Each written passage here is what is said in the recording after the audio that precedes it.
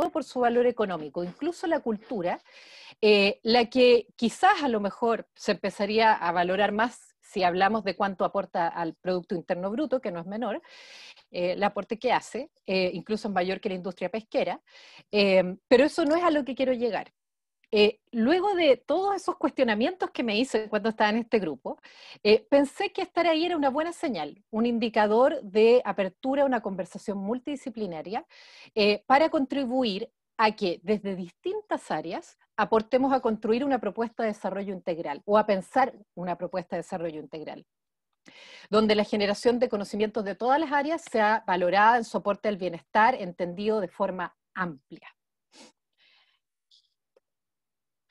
Esta anécdota es relevante por dos cosas, creo yo.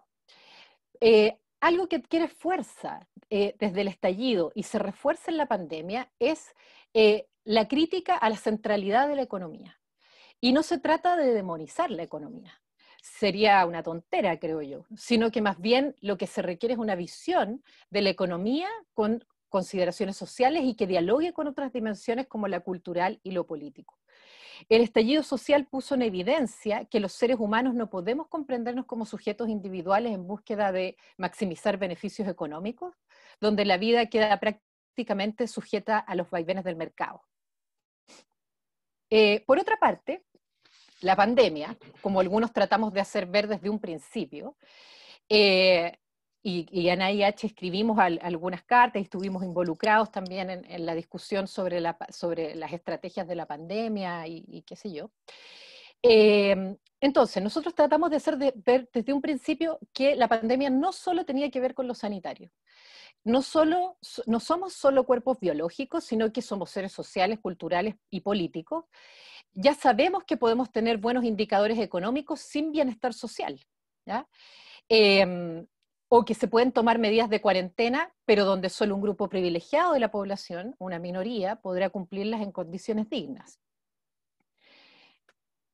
Esos dos fenómenos que hemos experimentado desde octubre del año pasado, quiero ver aquí que no se me pierda una cosa, ya. Esos dos fenómenos que hemos experimentado desde octubre del año pasado han relevado tres desafíos para quienes trabajamos en investigación en las distintas áreas del conocimiento. Una, que ya conocemos hace bastante tiempo, es que el conocimiento generado en Chile no es aprovechado en beneficio del país. Y esto se vuelve apremiante cuando vivimos situaciones de crisis como las que hemos estado viviendo en los últimos meses.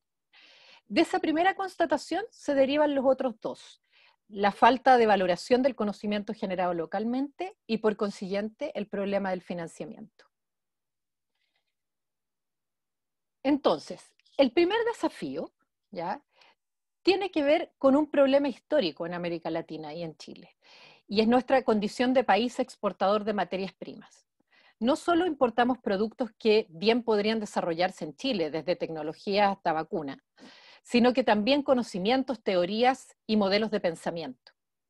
No protegemos los conocimientos locales. Tampoco nuestra industria de ningún tipo, ni siquiera la cultural. Es cosa de ver la situación por la que ha pasado la cultura durante la pandemia. Entonces, para poder cambiar esta condición dependiente, se requiere comprender, y quienes han estudiado, ¿cierto?, el desarrollo desde una perspectiva histórica, se requiere comprender las condiciones sociales, históricas, culturales y políticas, y no solo las económicas, que han propiciado la adopción de un modelo como este, desde nuestra condición colonial y poscolonial, las formas de conducción política, hasta cuestiones más contemporáneas, como hoy día, por ejemplo, que se ha visto la gran brecha digital que existe, no solo de acceso, sino que también en cuanto a la calidad de las conexiones a las que se puede acceder. Si no hacemos este ejercicio de comprensión, seguiremos repitiendo los mismos errores del pasado. Por eso es que a mí me preocupaba que para pensar el desarrollo hubiese casi puros economistas en esa mesa que les contaba al principio. Por esto, durante el estallido social se volvieron tan relevantes, además, las ciencias sociales, las humanidades y las artes. Sin embargo, fue poco lo que se les convocó a la discusión pública, aunque paradójicamente permitían comprender las raíces del descontento social, inexplicable desde modelos puramente económicos o cuantitativos. Nuestras áreas llevan décadas estudiando las desigualdades, la pobreza, los imaginarios colectivos, los movimientos sociales, las narrativas, etcétera, por lo cual podíamos proveer de modelos interpretativos que permitieran comprender la situación y analizar cómo enfrentarla. Un ejemplo reciente, ¿ya? Tiene que ver con lo que pasó en el Molchino hace poco, no sé si lo vieron en las noticias, donde el criterio de apertura fue económico, sin considerar prácticas sociales o culturales, o sea, la falta de políticas públicas ahí era evidente. Entonces, finalmente lo que está en juego desde el estallido es un modelo de sociedad, es un modelo de sociedad, uno que no nos acomoda y que queremos cambiar. Así, los conocimientos generados en Chile y para Chile, por investigadores e investigadoras chilenas, están siendo desaprovechados. Los más optimistas esperaban, incluso esperábamos, me puedo incluir también, que esto se revirtiera con la instalación del Ministerio de Ciencia, Tecnología, Conocimiento e Innovación, ¿ya? Ahora, sí, lleva poco tiempo y qué sé yo, pero sin embargo, creo que uno de los errores del ministerio es continuar con un discurso que valora el conocimiento por su aporte a la economía. Y creo que esa es una de las razones también por las cuales nuestras áreas no son convocadas a la discusión. Creo que prima un discurso sobre vincular investigación e innovación, lo cual yo pienso que es necesario, pero no es lo único relevante para el bienestar del país.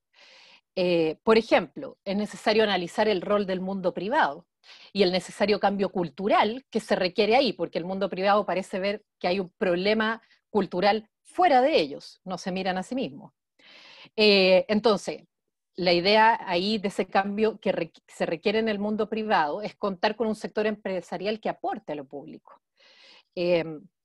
Podemos generar industrias con alto aporte de investigación local, que duda cabe que eso sería buenísimo, pero tener al mismo tiempo una cultura deplorable, desigualdades sociales y territoriales enormes, una política deslegitimada, con baja participación, etcétera, y con todos los peligros que eso significa para la democracia. Por lo tanto, solo investigación y desarrollo, o sea, perdón, innovación y desarrollo no es suficiente, y que es un poco el foco que ha tenido el Ministerio en sus políticas.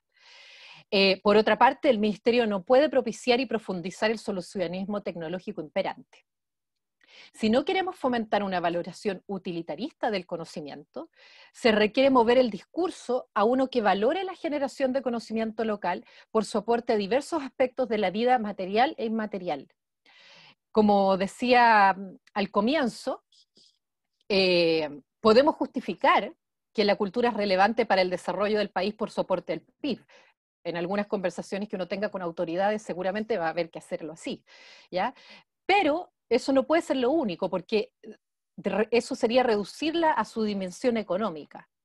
Tanto el estallido como la pandemia nos han demostrado que el conocimiento útil no puede justificarse solamente por su valor económico, sino que también por su valor cultural para las comunidades, por su valor social para comprender las desigualdades y generar propuestas para enfrentarlas, y también para poder entregar herramientas para interpretar y comprender los cambios que estamos viviendo.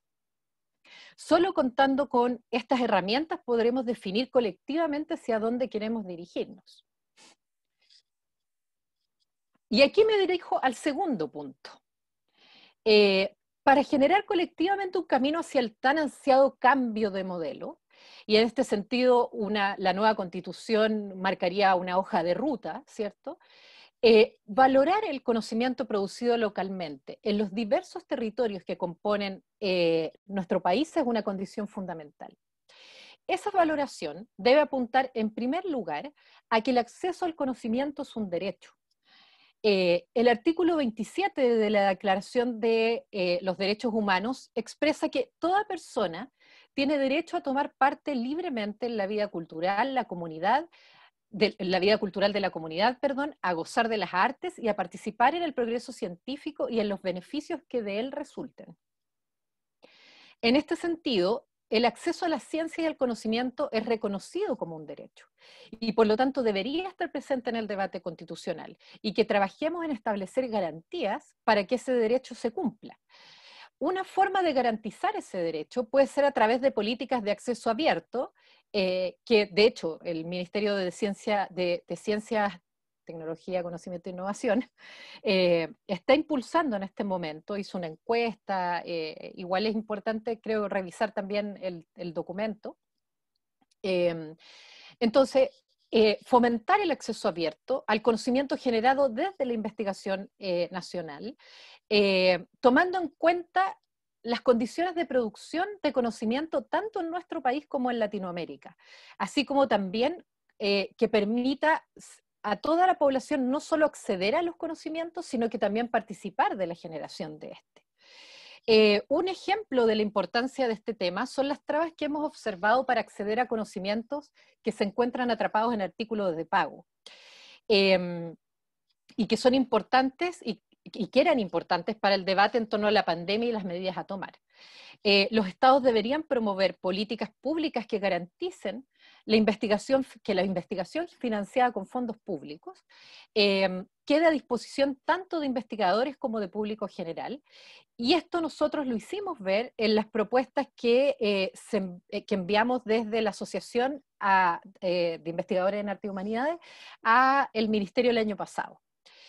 Pero para que esto ocurra, es importante impulsar que este derecho quede establecido en la Constitución y por lo tanto impulsarlo en el debate constituyente.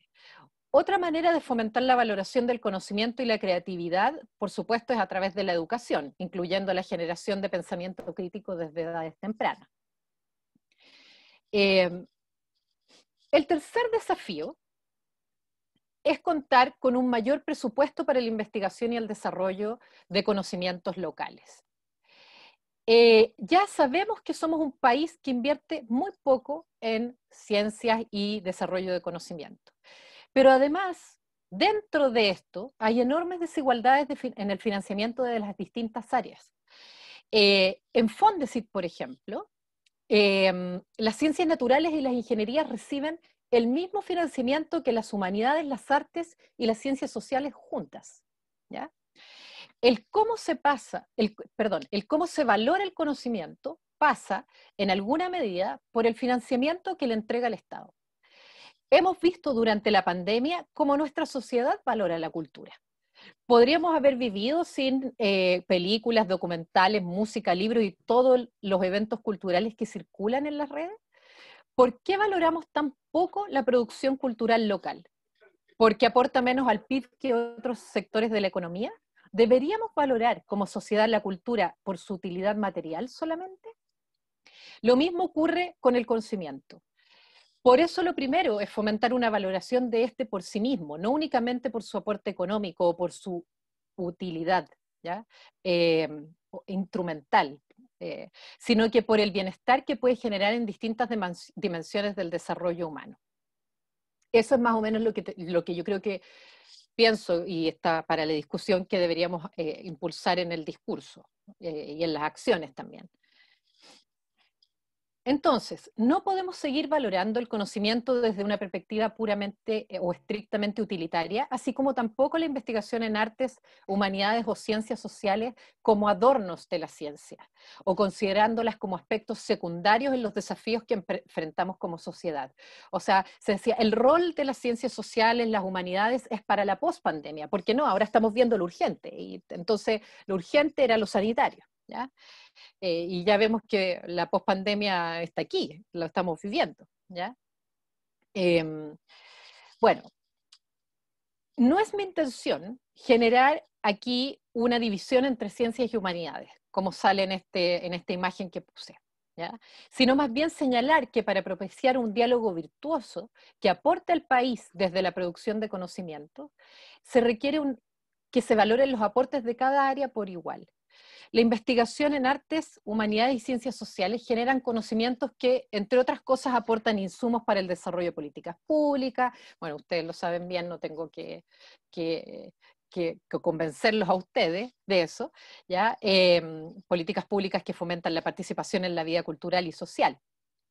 Por otra parte, el pensamiento crítico, que es un concepto tan manoseado hoy día que por momentos pierde su significado, se relaciona con la posibilidad de que las personas sean capaces de evaluar las distintas realidades que enfrentan y cuestionar y reflexionar sobre sus condiciones de existencia con el objetivo de convertirse en sujetos activos en la conducción de sus comunidades y países, y ser capaces además de imaginar más allá posible. Esto último es relevante porque nos saca del lugar de consumidores, es decir, habitantes pasivos de un contexto que pareciera ser imposible de transformar. Si algo aprendimos durante el estallido es la fuerza que tenemos para modificar lo existente, aquello que se nos presenta acomodado. Entonces, en ese contexto, se debe procurar la participación inclusiva de todos los habitantes del país en la vida democrática, lo cual supone reconocer la diversidad de las comunidades. Para enfrentar estos desafíos se requiere de conocimientos de todas las áreas. Considero que es momento de preguntarnos qué acciones vamos a tomar como comunidad, como investigadores e investigadoras, para impulsar un cambio tanto en nuestro rol hacia afuera, hacia la sociedad, como también hacia adentro, en la relación que establecemos con nuestros estudiantes, con los investigadores de posgrado, con los profesores honorarios, que son quienes prácticamente mantienen las universidades hoy en día. Acá no se juega solo la cuestión de más presupuesto para la investigación, sino que más importante que eso, se juega la relevancia de la investigación, especialmente en nuestras áreas, para aportar al cambio social, tanto en nuestra relación con lo público como con nuestros pares y comunidades. En este sentido, la crisis sanitaria que estamos viviendo es también es una oportunidad política, donde debemos instalar con fuerza la pregunta por qué tipo de sociedad queremos habitar, pregunta que solo se abordará de forma integral si la miramos desde perspectivas transdisciplinarias y que fomenten la participación de distintos actores, no solo de aquellos que nos encontramos en la academia, sino de propiciar una conversación mucho más amplia. Bueno, lo dejo hasta ahí para que podamos conversar. Creo que espero no haber sido muy dispersa en los temas que presenté, traté de ordenarlo un poco, pero creo que hay hartos temas ahí que podemos debatir, así que muchas gracias. Voy a parar la compartir Carolina. pantalla. Perfecto.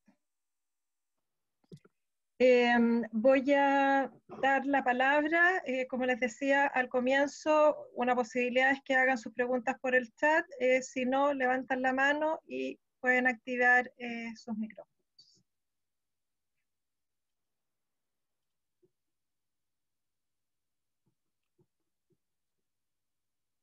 ¿Alguien quiere empezar? Carla. No te escucho, Carla, estás con el micrófono apagado. Ahí, Matías pone cara de atención. Oye, Caro, dos cosas. Bueno, decirte que me encantó, como siempre. Tú sabes que yo soy una groupie fan tuyo, 100%. Y efectivamente hoy día yo ni siquiera creo que se habla de inversión, creo que se habla de gasto. Y la Exacto. connotación negativa ya es terrible, porque al final, al parecer, la cultura vendría a ser un lujo, ¿no es cierto?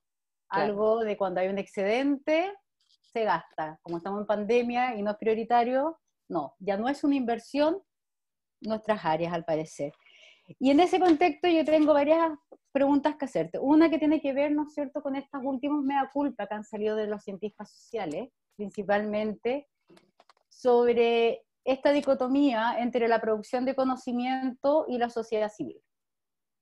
¿Ya? De que en cierta forma terminamos aislándonos en esta suerte de especialización, ¿no es cierto?, de expertise para observar o investigar lo social, al punto que terminamos completamente desvinculados. Por lo tanto, yo ahí me pregunto, ¿no es eso también ser una forma de, no es una forma de utilitarismo, de entender también la ciencia y las humanidades de manera utilitaria? Es decir, necesito entender el estallido hoy día del 18, por lo tanto, hoy día convoco a los cientistas sociales.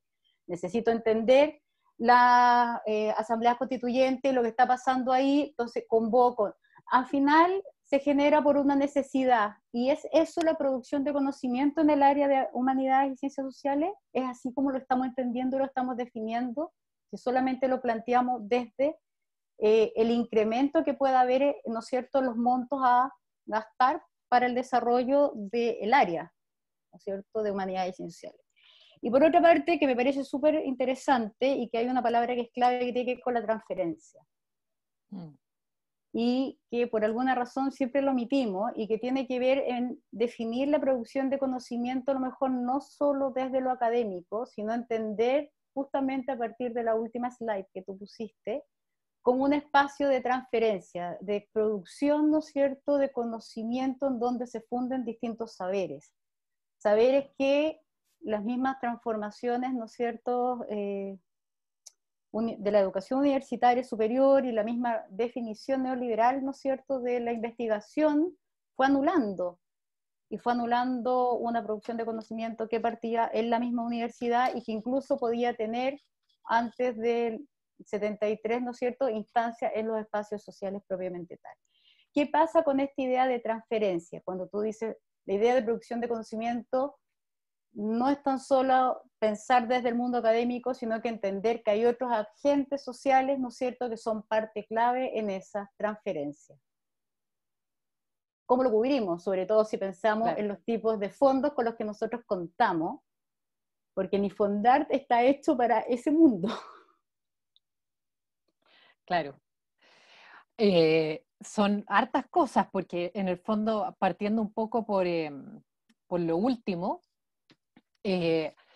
efectivamente hay una necesidad, ¿cierto?, de vincular la investigación con lo social, con la sociedad, es decir, con esto de la transferencia que dices tú. ¿Cómo salimos de la academia y llevamos esto a otros espacios? Y también, pero en realidad no un poco como lo hacen los científicos de que vamos a llevar conocimiento a quienes no lo tienen, sino que más bien yo lo veo desde cómo vamos a ir a dialogar con otros conocimientos. Entonces, Fondesit últimamente, no sé si ustedes se han dado cuenta, pero ha empezado a valorar otros aspectos del trabajo académico, como por ejemplo la divulgación, etcétera. Pero también eso es una carga bien pesada para nosotros, porque finalmente la responsabilidad queda en el investigador individual, digamos, de hacer no solamente ahora escribir papers, sino que también tiene que salir a divulgar, tiene que hacer talleres, tiene que ir a colegio, y lo cual me parece súper bien, pero yo creo que también ahí tiene que haber hay una responsabilidad de las universidades. Es decir, por eso me interesaba esta discusión sobre el rol público de la universidad, que es lo que está haciendo estas conversaciones la Universidad de Chile, porque también la universidad tiene que hacerse cargo de esa necesidad de vincular la academia con, como de la función pública de la universidad y de la academia. Y que no nos tengan de cabeza, digamos, escribiendo que escribir artículos sea nuestra prioridad, y en el fondo que se considere también espacios y tiempos para poder hacer este otro trabajo que quizás nosotros, sobre todo, también mea culpa que decías tú, que en el fondo nosotros también hemos agachado un poco la cabeza frente a esas condiciones que finalmente es medio difícil luchar contra universidades, CONICYT, ahora NID, el consejo, ¿cómo se llama?, el de acreditación, etcétera, que nos imponen una cierta forma de trabajar. Yo creo que ahí, por eso yo creo que la lucha o la batalla, como la llamamos con el Matías en el libro, no es solamente con el ministerio, sino que también tenemos que tratar de darla dentro de las universidades, es decir, de que haya una valoración también de este trabajo de otros aspectos del trabajo académico, que nos permitan hacer esta vinculación hacia afuera. Yo creo que durante muchos años, bueno, ahí también si uno lo mira con perspectiva histórica, también las ciencias sociales y las humanidades fueron desactivadas desde la dictadura y ha sido muy difícil recuperarse. Y eso también explica un poco este encierro en la universidad. Pero yo creo que es momento de que empecemos a presionar por otras condiciones de la vida académica. Y respecto a lo otro que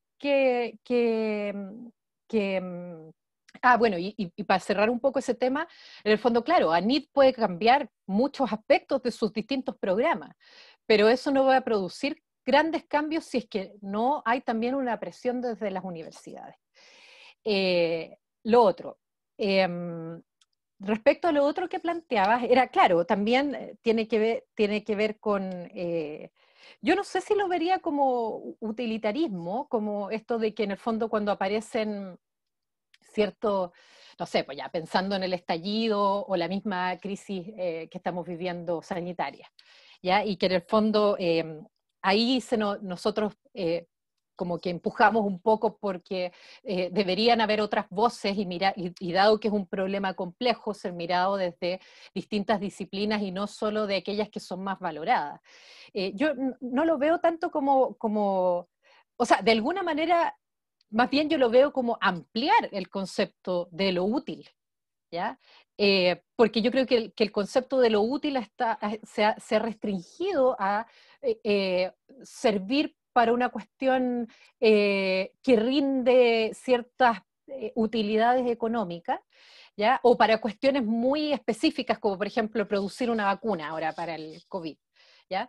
Pero hay otros aspectos de lo que está ocurriendo hoy día, por ejemplo, con la crisis sanitaria, lo han visto ustedes, los comportamientos sociales, la cuestión de los cambios en los imaginarios, en las imágenes, también en términos de las desigualdades, ¿para qué decir?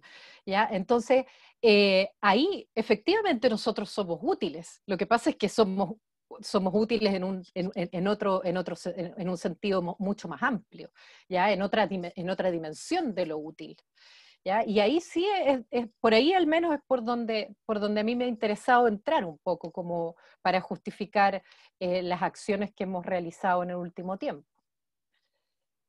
Eso. No sé qué opinan los demás, a lo mejor quieren comentar algo sobre eso también. Transmitir una pregunta que hace Stephanie Burkhardt, que está sin micrófono. Te escucho súper bajo, Jacqueline. ¿Me escuchas ahora? Ahí sí. Que te quiero transmitir una pregunta de Stephanie Burkhardt que dice que no tiene micrófono.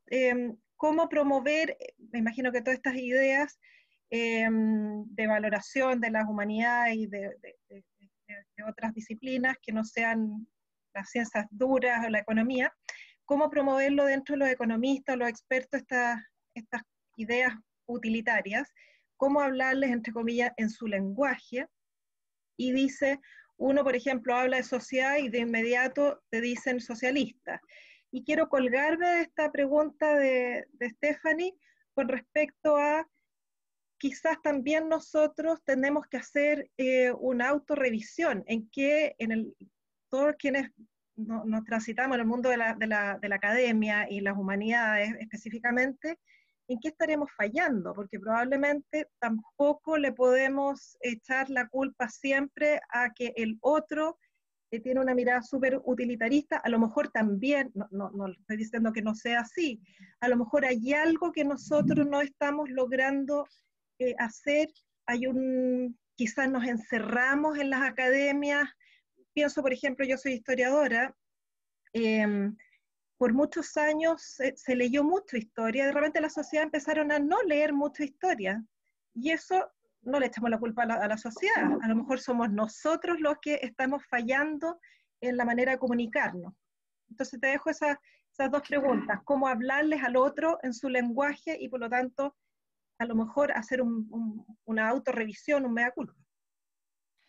O sea, yo creo que la cuestión del mea culpa es importante, porque efectivamente nosotros no podemos echarle la culpa a que, bueno, es que toman más en cuenta la ciencia, y ¿por qué han tomado más en cuenta la ciencia? Bueno, también preguntémonos también nosotros por qué han tomado más en cuenta la ciencia. Ahora, efectivamente, un análisis que nosotros hemos hecho de AIH y que lo hemos conversado harto con Matías, es en el fondo que por eso es importante también mirarlo desde una perspectiva histórica, porque en el fondo nuestras áreas perdieron espacios de manera súper importante, y eso es algo que ha costado mucho recuperar.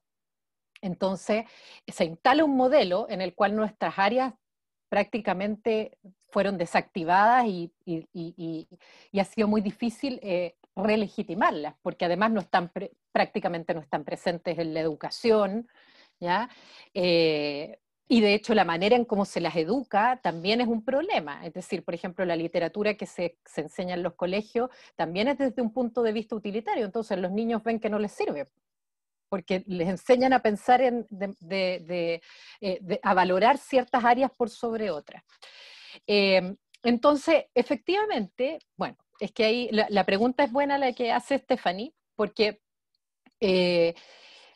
nosotros aprendimos un poco que hay ciertos espacios en los que efectivamente, o sea, si nosotros vamos a hablar de políticas públicas o de inversión en nuestras áreas, aunque yo concuerdo con Carla con que efectivamente el conocimiento y la cultura se sigue viendo como un gasto, ¿ya? Y eso, para que cambie esa mentalidad, yo creo que van a pasar muchos años, hay que seguir empujando nomás. Yo creo que algo se ha instalado, sí, y en ese sentido es que creo que el ministerio es importante, ¿ya? Pero efectivamente hay ciertos espacios en los que uno tiene que ir a hablar en el lenguaje, por eso yo decía, hay espacios en los que yo efectivamente he tenido que ir a decir, bueno, la cultura aporta al PIB de tal, no sé, no me acuerdo cuánto era, un 1,6% del PIB, ¿ya? Y como les decía, es más que la industria pesquera, ¿ya? O sea, igual algo aporta. Y eso podría crecer. O sea, hemos visto durante la pandemia cómo la cultura se ha reinventado. En el ámbito de lo digital que yo estudio, o sea, yo estoy fascinada con las obras de teatro online, interactivas, etcétera, ¿ya? Pero ha sido a pulso, no ha sido porque ha habido una inversión de parte del gobierno, o sea, de hecho no la ha habido. Entonces, pero también por eso yo creo que es importante que no demonizar la economía. Efectivamente hay economistas que es difícil conversar con ellos, pero yo me he encontrado con otros que efectivamente no es que yo tenga que hablar en su lenguaje, sí, por ejemplo, en este grupo tuve que trabajar un poco como para instalar una visión del desarrollo integral, con lo cual también habían otros que estaban de acuerdo conmigo. Eh, eh, y habían algunos otros economistas que decían, no, pero es que el desarrollo es crecimiento económico y si no vamos a hablar de crecimiento económico, ¿para qué estoy aquí? Bueno, yo dije también, si vamos a hablar de puro crecimiento económico, yo también me pregunto, ¿para qué estoy aquí? No tengo cero aporte que hacer ahí desde mi área. Entonces, finalmente, uno llega a una conversación donde por eso es importante avanzar en perspectivas interdisciplinarias, multidisciplinarias, para luego llegar a lo transdisciplinario. Porque finalmente eso fue lo bueno que se formó en ese grupo, que son personas de distintas disciplinas donde efectivamente ya llega un punto en el cual o sea, que en el fondo hablamos distintos lenguajes. ¿Ya? Entonces, no tengo que estar justificando la importancia del conocimiento de la cultura por su aporte al Producto Interno Bruto, ¿ya? Pero efectivamente hay espacios en los que hay que hacerlo. ¿Y qué más decía la pregunta? Claro, y pasa eso, pero eso también le pasa a los economistas. También hay economistas que dicen, cuando nosotros hablamos de desarrollo integral, también me miran y me dicen de dónde salió este hippie. ¿Ya? Entonces, eso no es algo que solo nos pasa a nosotros, pero efectivamente yo creo que, por eso yo decía mirar hacia afuera, es decir, nuestro rol hacia afuera, y qué es lo que podríamos hacer. Por ejemplo, yo creo que las ciencias han hecho un trabajo súper importante en términos de divulgación, y eso ha permitido que se instale una valoración importante de las áreas científicas. Pero ha sido un trabajo de años y que, por ejemplo, que sí lo impulsó bastante Explora, donde nosotros, por ejemplo, participamos las áreas nuestras participan muy poco de los programas de Explora, ¿ya? Y son programas súper buenos. Yo he participado, no sé si alguno de ustedes ha participado ahí, para ir a colegio. Ellos han hecho un trabajo súper grande, pero también mirar hacia adentro. Es decir, ¿cuál es la relación que nosotros estamos estableciendo con los investigadores de posgrado, con los becarios? Porque también, de alguna manera, se nos está instalando el modelo de las ciencias a nosotros, no solo en la escritura de papers, sino que también en cómo nos relacionamos con esos investigadores, con los ayudantes. Muchos de nosotros estamos formando centros. ¿Qué relación establecemos con ellos? ¿Ya? En el caso de las ciencias es un problema terrible de explotación de los ayudantes y de los investigadores, de los becarios. Entonces tenemos que tener cuidado de no reproducir esas prácticas, por eso es importante que nos miremos hacia adentro también.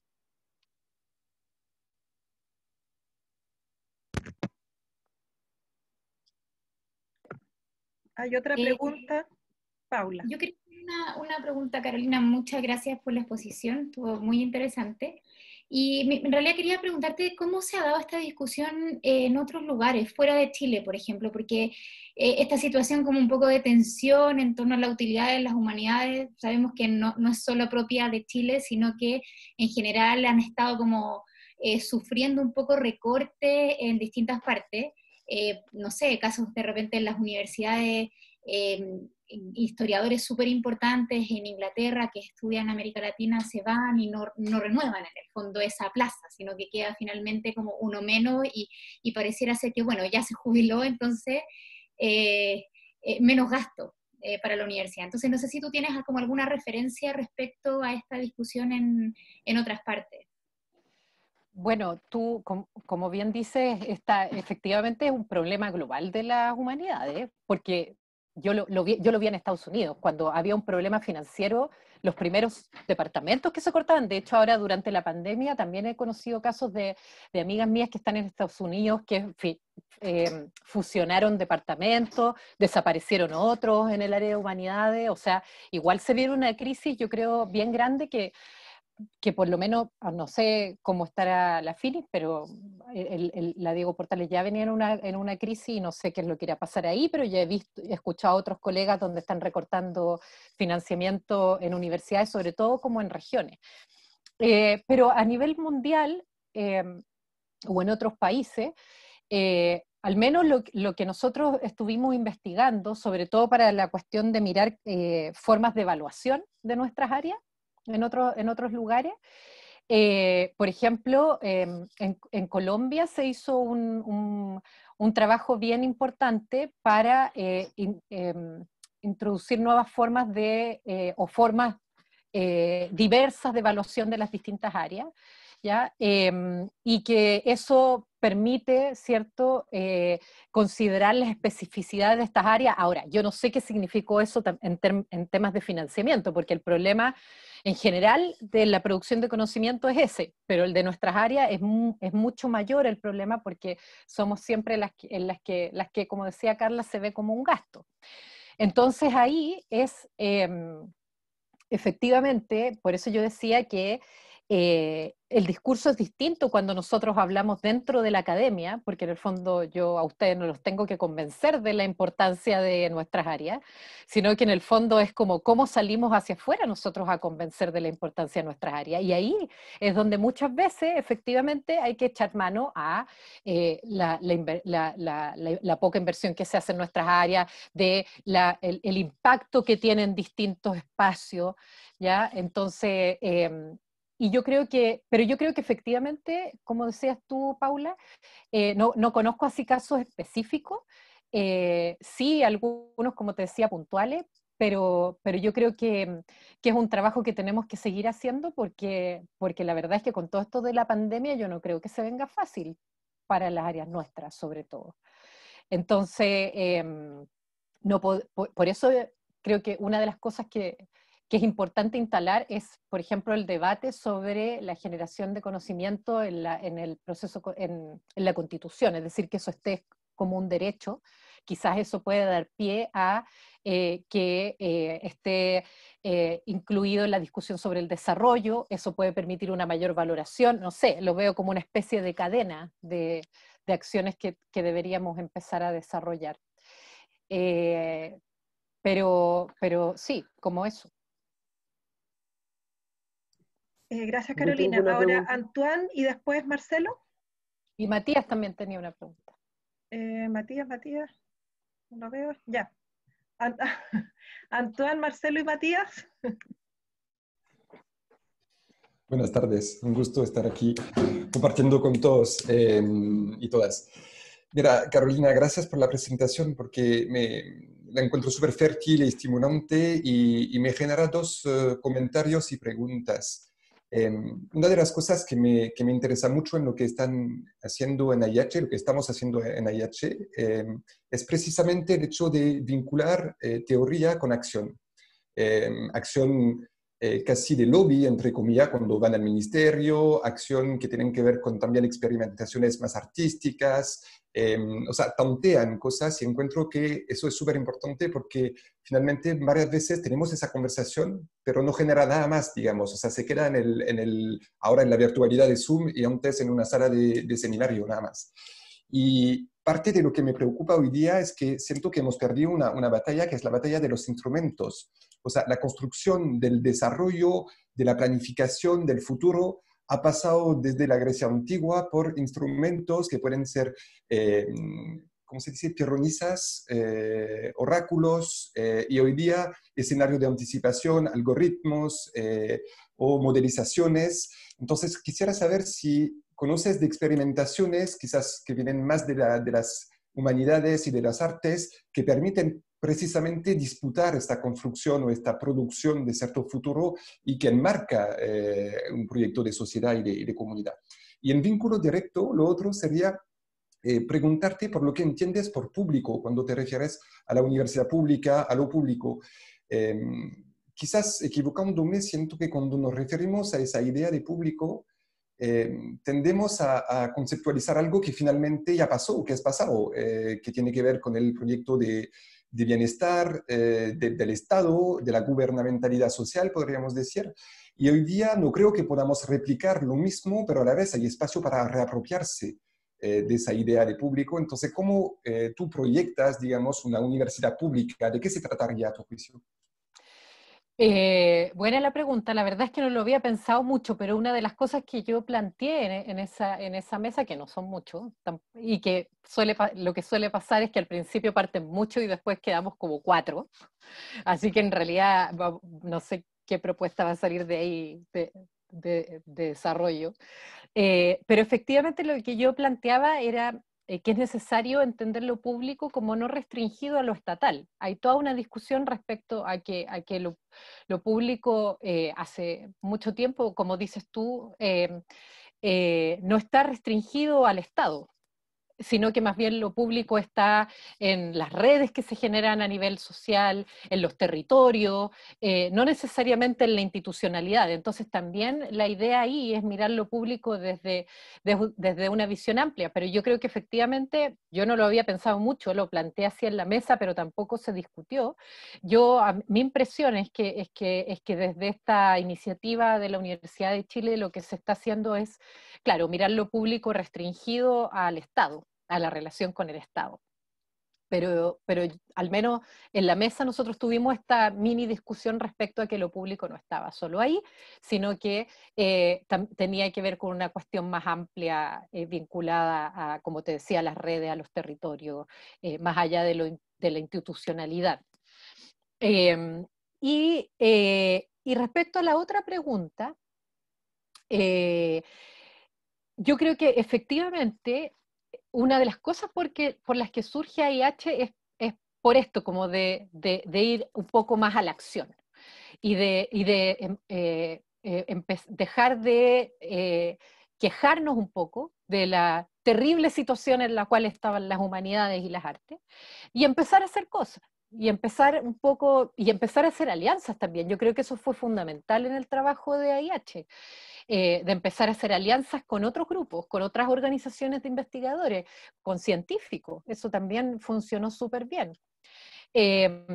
Entonces, pero yo creo que hoy día hay un tema en el cual las humanidades han entrado bien poco, ya pasando un poco a la otra pregunta que habías hecho sobre esta cuestión de la anticipación y de la construcción de instrumentos. Es que yo creo que las humanidades han entrado poco a la discusión sobre los algoritmos, esta discusión sobre el futuro,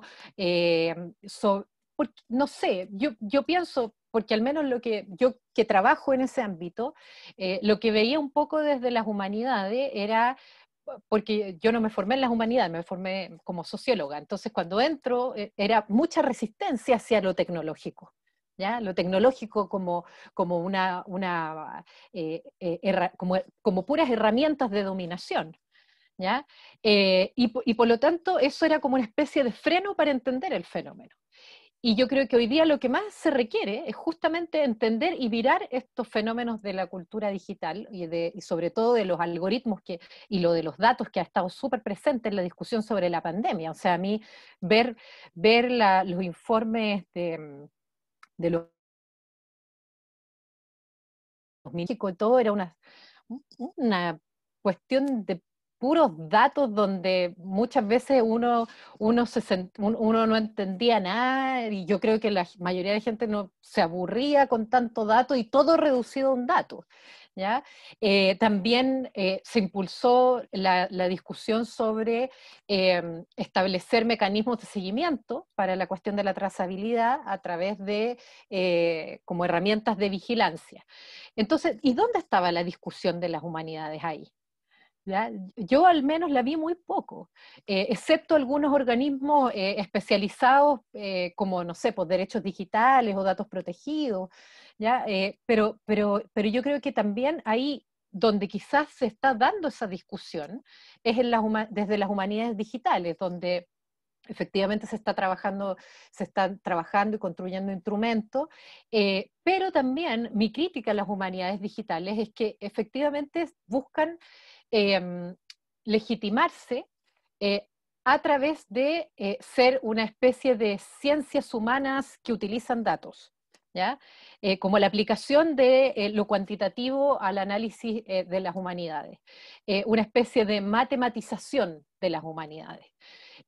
Donde de a poco han ido quedando fuera áreas que estudian la tecnología, pero que no necesariamente incorporan herramientas o nuevos instrumentos que trabajan con datos o algoritmos. Y yo creo que esa visión crítica que aportan estas otras áreas también es importante, una crítica de la cultura digital. ¿Ya? No solamente transformar a las humanidades en un área de estudios cuantitativos, sino que la crítica de la cultura digital también es importante. Entonces, yo creo que quizás por ahí es donde uno puede encontrar una vía de creación, como dices tú, Antoine, de algoritmos o anticipación de futuro, pero que también hay que ser cuidadosos como con lo que están instalando las humanidades con un discurso muy científico, encuentro yo. Eso. Gracias. No sé quién ¿Voy yo? venía. ¿O va Matías? Marcelo y Matías. Yo levanté la mano primero porque él no sabía cómo levantar la mano. Exactamente, y por eso lo castigamos. Yo tenía un comentario muy breve, pero después cuando que empezó a decir Carolina, aparecieron algunas otras cosas, pero de todas formas son más comentarios que preguntas en sí, ¿no? Una, partiendo por, acabo de compartir en el chat, tú hablaste de tecnología y la problematización humanista de la tecnología, y justo hoy día leí un artículo sobre el problema de género en Alexa y Siri. Entonces, como hay una cuestión que como que si tú le llamas bitch a Siri y Siri le da una cosa, me puse roja, ¿no? En vez de, porque es una voz femenina, ¿no? Que de hecho, entre comillas, me sigue en Twitter.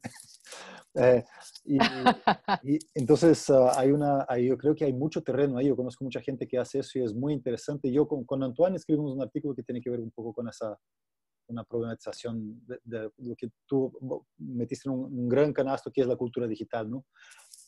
Y también otro ejemplo que me gustaría mencionar es que ayer recibimos una chica que desarrolló con su empresa en Brasil se llama Os Fatos, una especie de ciber brasileño, digamos, pero más de chequeo, de información, y hicieron con un fondo de Google un verificador de noticias en tiempo real para Twitter, para 4 o 5 plataformas, y van a incluir WhatsApp y cosas así, que son puros humanistas que se sumaron con desarrolladores, ¿no? Y finalmente, entonces, la comunicación, yo soy de la comunicación, ¿no? Entonces yo estoy un poco entre medio. Y también ahí, también en mi campo, también mi campo específico, digamos, hay una tensión entre lo meramente cuantitativo, lo que es más data-driven, ¿no? Y lo que es más quali. Sí, yo me considero poliglota en ese aspecto, no experto en ninguno, pero y el comentario que nació mis ganas de hablar era súper sencillo. es que hablando tanto de economistas, ¿no? Quizás a los economistas se les olvida el origen de su profesión, que es justamente cuidar la casa, ¿no? Y como, ¿qué casa no tiene libros, no tiene cultura, no tiene reflexión crítica, ¿no? Entonces, sería bueno, quizá a veces está bien como, el sitio se llama Aus Fatus, Claudio, después te mando el link. Entonces es un problema como perder ese origen, ¿no? Partió con la casa misma, ¿no? Y creo que está bueno ver eso. Y por último, para finalizar mi intervención,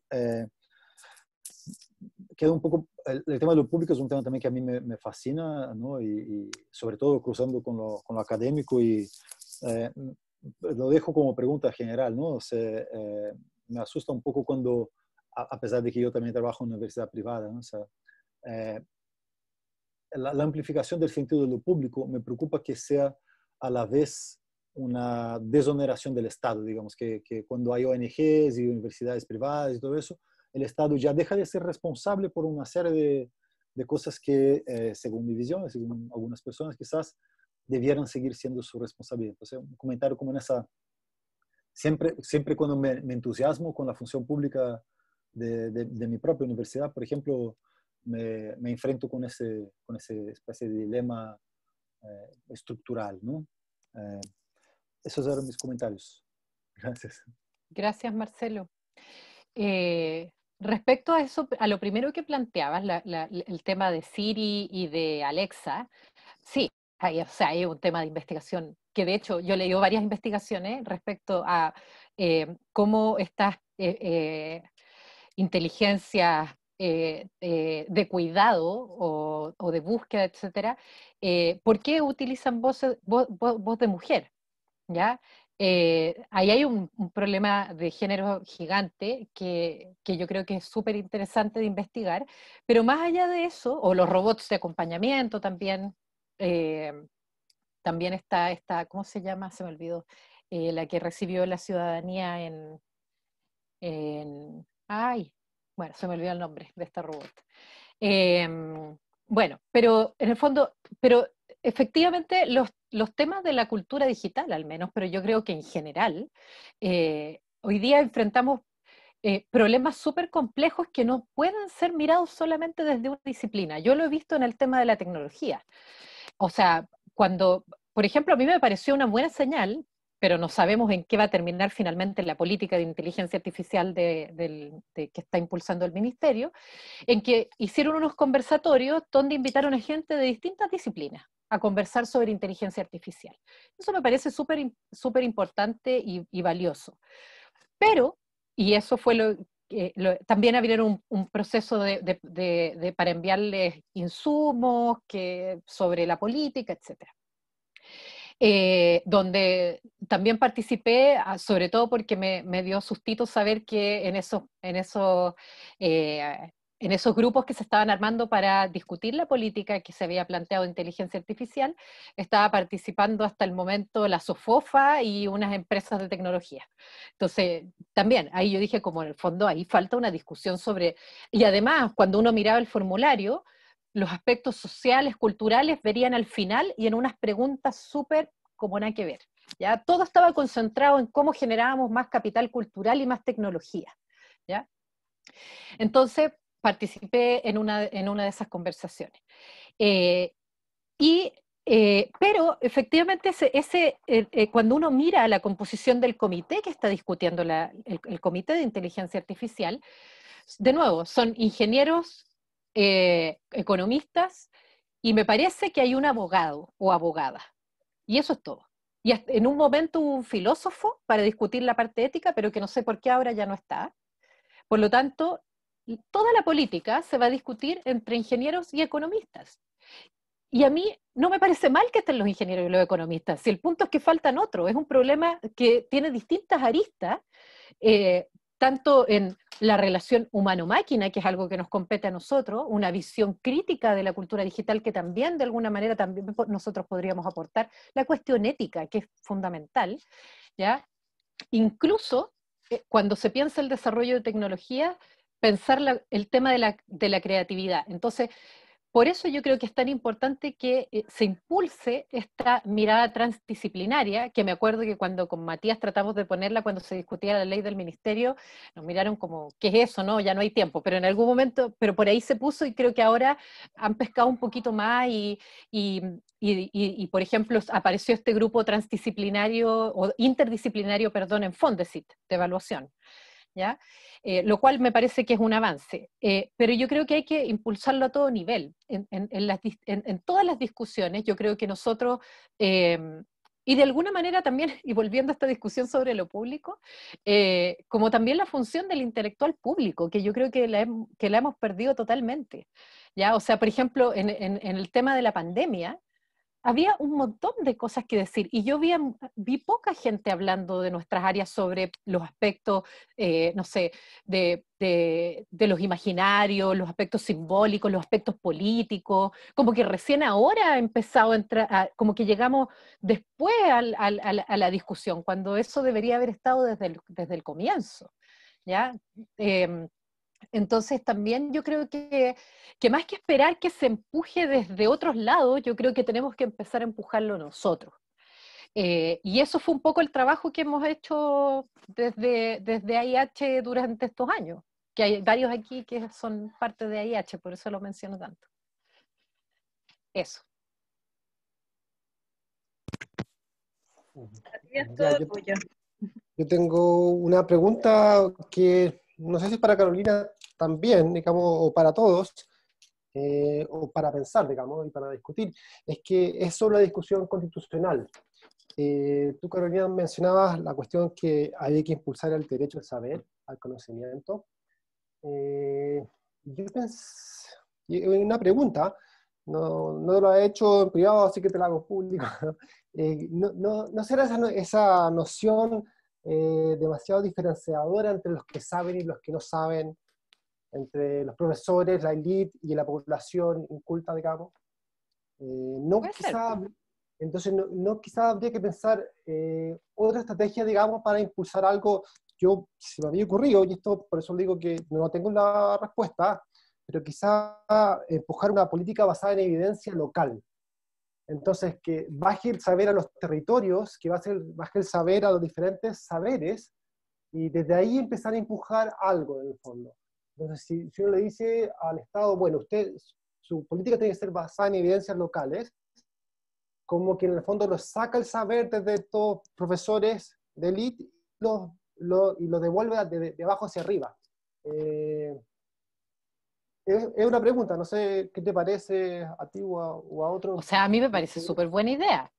Lo que pasa es que yo en eso, de lo que yo me había agarrado, era como de la Declaración de Derechos Humanos, donde aparece como el derecho al acceso y la participación en las artes, en la cultura y también en la generación de la ciencia y los conocimientos, ¿cachai? Pero yo creo que igual sería potente empujar una cosa así, porque, o sea, ¿cuál era mi idea? Y que era también lo que había dicho la Carla pues, con la cuestión de la transferencia, pero en el fondo es cómo decirlo de manera de que nos suene a que nosotros somos los que tenemos el monopolio del conocimiento y lo vamos a llevar hacia los que no lo tienen, ¿ya? Entonces, eso es justamente lo que yo creo que tenemos que evitar. Entonces, quizá, y me parece una súper buena idea la tuya, Matías, de que en vez de que sea como un derecho, o plantearlo en términos amplios del derecho al conocimiento, entendiendo el conocimiento, claro, de forma amplia, no circunscrito a la academia, o agarrarse de que este discurso de las políticas basadas en evidencia, pero que no es solamente la evidencia científica, sino que también es la evidencia de las prácticas locales, territoriales, etcétera. Eso me parece súper bueno, a mí. No sé qué pensarán los demás. De aquí puede salir ahí podemos ir a hacer un movimiento por eso. Sería bueno. De aquí la Constitución. Claro. Hay una pregunta de Claudio y después Carla. Sí, le doy problema. Vale, hola Carolina, gracias Hola. por la presentación, súper bueno, súper interesante todo el debate también, bien entretenido. Mira, A propósito de la última pregunta de Matías, en realidad tenía otra, pero como que voy a tratar de centrar, o sea, anclarme en ella, porque también como que me hizo mucho eco con con otras cosas que vengo pensando, y relativo justamente a esta producción de saberes, ¿no? Como, claro, tú estás diciendo, inmediatamente pones la diferencia entre el conocimiento circunscrito de la academia y probablemente otro tipo de saberes que incluso pueden, en nuestra lengua, ¿no es cierto?, ni siquiera tienen el rango de conocimiento, sino que son saberes. Inmediatamente vamos distinguiendo sobre las distintas formas que tenemos de aproximarnos al conocimiento. Y en ese mismo sentido, te quería preguntar un poco, y quizá en un sentido amplio, ¿no? Y también ayudándome de lo que decía Antoine, como de esto de los instrumentos, ¿no? Porque lo medimos el conocimiento también, ¿no es cierto? Lo medimos los saberes. Estamos permanentemente en esta búsqueda de saber su utilidad, ¿no es cierto? O cómo puede aportar a, qué sé yo, resolver una controversia, o cómo puede iluminar a encontrar nuevos caminos de solución, en fin. Entonces, el hecho es que en este contexto tan rígido, ¿no es cierto?, que nos convoca aquí probablemente, el conocimiento lo medimos de forma muy rígida, justamente, ¿no es cierto? Todos conocemos, no voy a entrar en detalle, pero el hecho de que nos abramos, digamos, como socialmente nos abramos a incluir de alguna forma estos otros saberes, estos otros conocimientos para justamente generar la transformación, ¿no es cierto?, que de alguna forma creo que nos convoca también, bueno, requiere por una parte que efectivamente los tomadores de decisiones se abran, cosa que parecía imposible, pero a la luz de lo que estoy contando hay alguna luz. Pero por otra parte te quería preguntar también como un poco sobre tu experiencia, cómo en el fondo de lo que te ha tocado ver, qué tipo de instrumentos de alguna forma podrían quizás entreabrir un poquito más esa puerta para que efectivamente esas voces sean escuchadas o sean visibilizadas en alguna parte, ¿no? Sí, mira, yo creo que la verdad es que así como la incorporación, la discusión se ha restringido hasta ahora a justamente los instrumentos de cómo miden a nuestras áreas, ¿ya? Y de cómo podemos cambiar esos instrumentos para que sean acordes a las características de la humanidad, de las artes, las ciencias y algunas áreas de las ciencias sociales, ¿ya? Pero es como que ese es el paso que hemos dado y en ese sentido, por ejemplo, a partir de reuniones que han tenido distintas organizaciones con la ANID, ahora se está organizando un encuentro para discutir criterios de evaluación de las distintas áreas del conocimiento. Eso es abierto a las ciencias sociales, bla, bla, bla, bla, todas. Porque no solo somos nosotros los que estamos descontentos con las formas de evaluación, los científicos también, ¿ya? Entonces, están organizando un evento que se supone que iba a ser ahora en septiembre, pero yo creo que no va a ocurrir. Lo están organizando desde el año pasado, lo tenían más o menos listo y vino el estallido, después la pandemia y ahora no sé cómo lo iban a hacer, pero como que ha estado ahí. Yo creo que ese, por ejemplo, es un espacio donde uno podría instalar también la discusión con los colegas, pero entre los colegas y con la institucionalidad vigente, sobre lo que tú planteas, es decir, como de abrirse hacia otros saberes también, es decir, o lo que plantea Matías, como estas evidencias locales, por ejemplo, ¿ya? Que van más allá de la academia, sino que tienen que ver con prácticas instaladas en las comunidades y que ellos tienen sus propios saberes. Yo me acuerdo que también iba a ir, me habían invitado en marzo a ir a dar una charla, justamente sobre esto que decía la Carla ahí en el chat, sobre la cuestión del conocimiento descolonizado, a unas comunidades en el norte, indígenas, porque ¿qué es lo que les pasaba a ellos en esas comunidades? Que llegaban los científicos y les decían, mire, pero los científicos o los empresarios, asociados con las empresas, no, pero es que mire, aquí les traemos nosotros la evidencia. esta es la evidencia científica que les dice a ustedes que esto de cuidar este río que ustedes tienen aquí no sirve de nada, porque la evidencia dice que si intervenimos este río, esto va a generar mejores condiciones de vida para ustedes. Y los conocimientos que tiene esa comunidad no se escuchan. Todos nosotros sabemos eso porque hemos estudiado de colonialismo, poscolonialismo, etcétera, ¿cierto? Pero yo creo que eso es algo, por ejemplo, que desde nuestras áreas se podría instalar. Empezar a instalar esa conversación, empezar a instalar también eso como evidencias que se deberían tomar en el discurso de políticas basadas en evidencia, que no solamente son las evidencias científicas, sino que también son las evidencias entregadas por el conocimiento común de la vida, de la práctica, ¿ya? Pero a eso sí tenemos que estar preparados en que va a generar resistencia, porque sobre todo yo creo resistencia ante los científicos más duros, digamos, creo yo.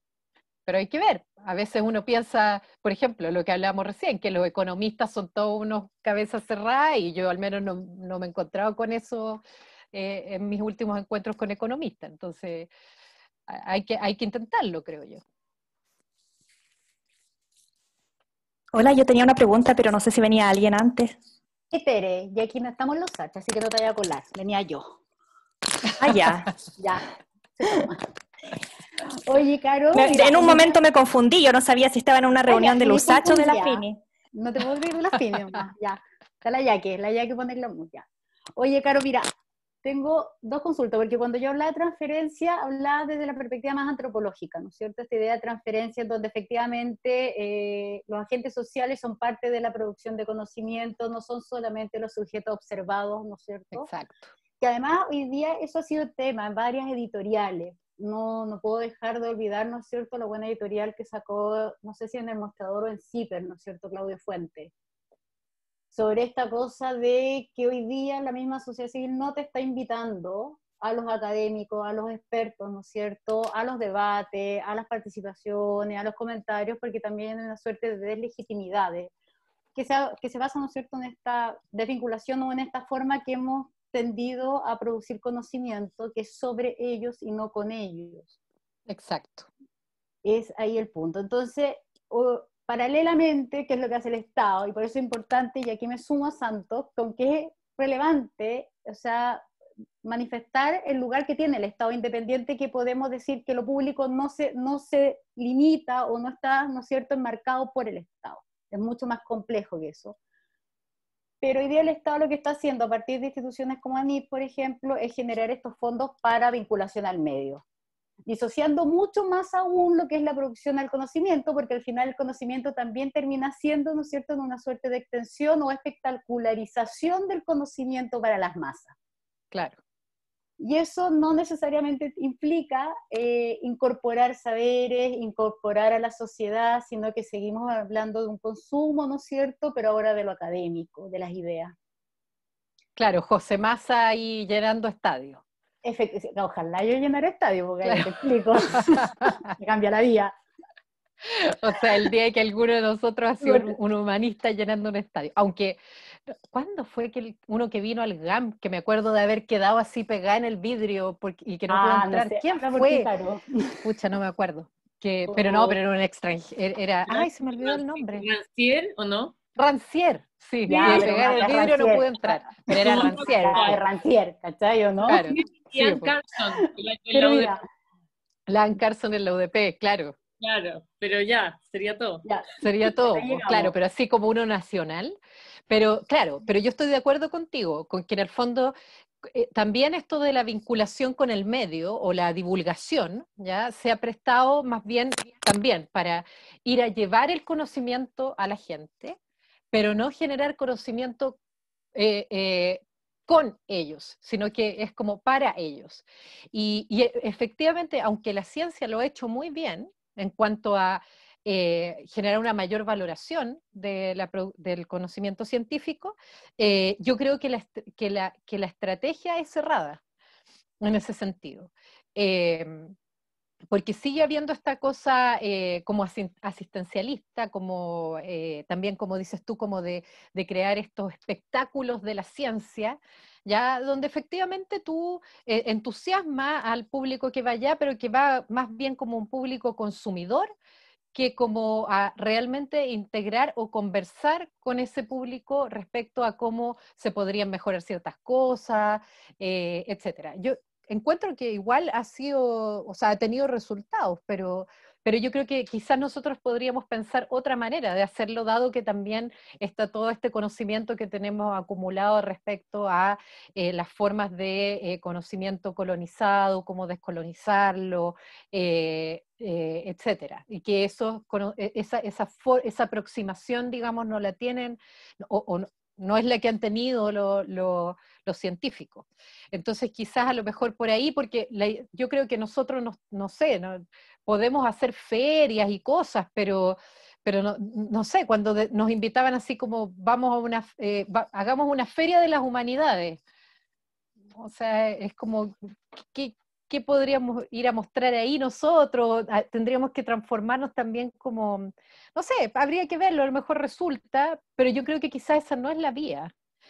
Me tinca más como un poco la vía que planteabas tú, esto como de quizás yo creo que quizás plantear una discusión más cercana sobre esto que decías tú recién, Claudia, de ser sujetos de conocimiento, no objetos de conocimiento. ¿Cachai? Y eso instalarlo de alguna manera con un lenguaje simple, porque también nosotros tenemos fama de hacer estos coloquios que nos entendemos entre nosotros nomás, y yo creo que eso también es importante, el cómo nosotros nos acercamos, cómo voy a entusiasmar, por ejemplo, a un cabro de 15 años si le estoy hablando prácticamente en chino.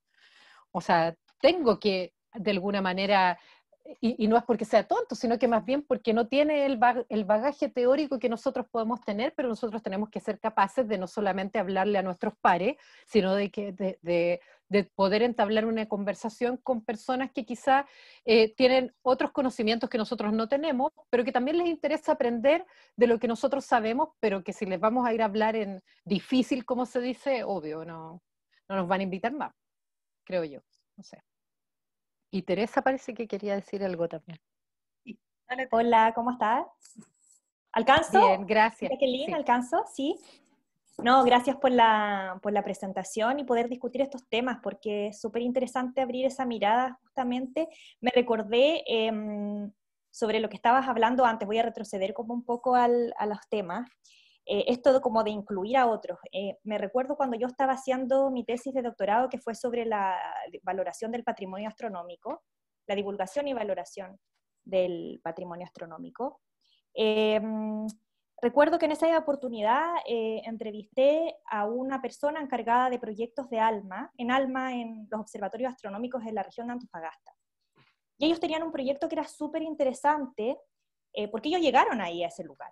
Y en el fondo, cuando tú llegas a un lugar como ese, donde justamente hay una comunidad, digamos, hay una comunidad indígena, hay naturaleza, por ejemplo, con dar un ejemplo, ellos para cuando hacen observaciones, si una llama se pone en el medio, ellos tienen que esperar hasta que la llama se vaya, y recién pueden estar horas y horas, pero ellos no pueden ir a sacar a la llama, ahuyentarla ni nada, a ese nivel de respeto, digamos, con la naturaleza.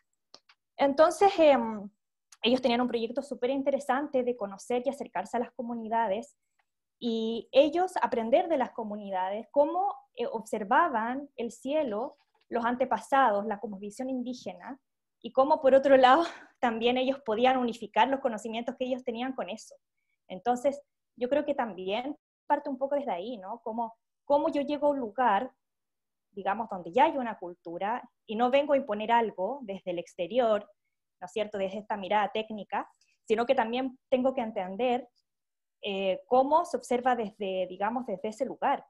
Entonces era bien interesante porque ellos ese proyecto lo trabajaban con los abuelos justamente, hacían que los jóvenes hablaran con sus abuelos sobre cómo se observaba el cielo en ese entonces, y desde ahí generaban un proyecto en conjunto con los conocimientos que ellos ya tenían. Yo creo que esa es como la base principalmente de cómo yo comparto un conocimiento, y también, por otro lado, que un poco se ve en los temas de comunicación de la ciencia con este famoso modelo de déficit, que es como yo llego y enseño conocimientos para que aprendas, y no es así, simplemente es como yo también entrego un conocimiento, pero con una finalidad de lograr también una participación ciudadana ante ciertas situaciones. O sea, en el fondo vengo a aportar con algo, pero es para que tú puedas tener una participación también, considerando Claro las que al brechas final que el existen. objetivo, claro que el objetivo, como dices tú, es el intercambio. Claro, el intercambio, ¿no? Claro, el intercambio no es el que este centro astronómico, no sé, se va a instalar aquí, va a traer un montón de beneficios económicos porque va a generar turismo científico. ¿Ya? Claro. No, o sea, ese me parece un súper buen ejemplo, como quizás como un caso a estudiar de cómo se vinculó el Observatorio ALMA con la comunidad. Yo no lo conocía, no sabía también de eso. Pero yo creo que si es así como tú dices, o sea, me parece un súper buen ejemplo de dar de cómo debería ser el proceso.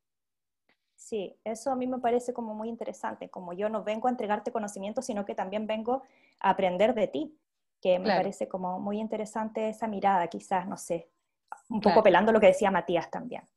Sí, sí.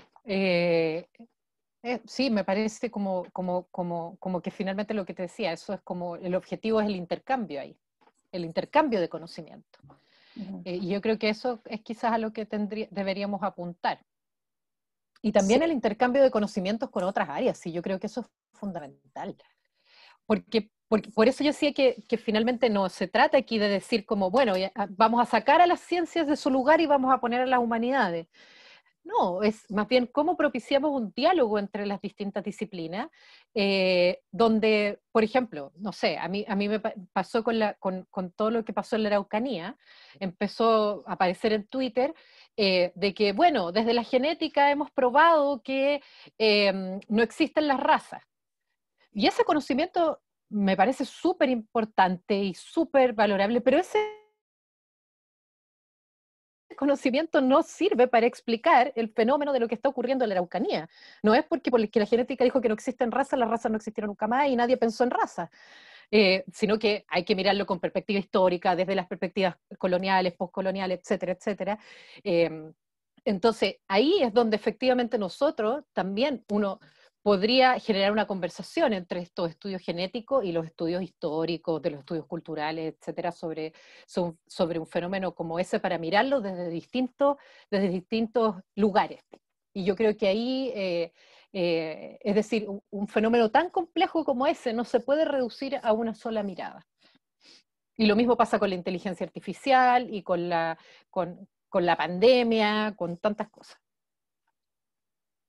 Eso. Bien, tenemos un gran desafío, parece, diálogo, y para que exista diálogo parece que tenemos que tener lenguajes o puentes en común, porque si no, no nos vamos a entender, y ese es el desafío quizá de las humanidades. No sé si han visto, la Carla, no sé si le viste, Carolina, te agradecía, dice que el público infantil tiene hambre, se tuvo que retirar, pero te agradecía la presentación.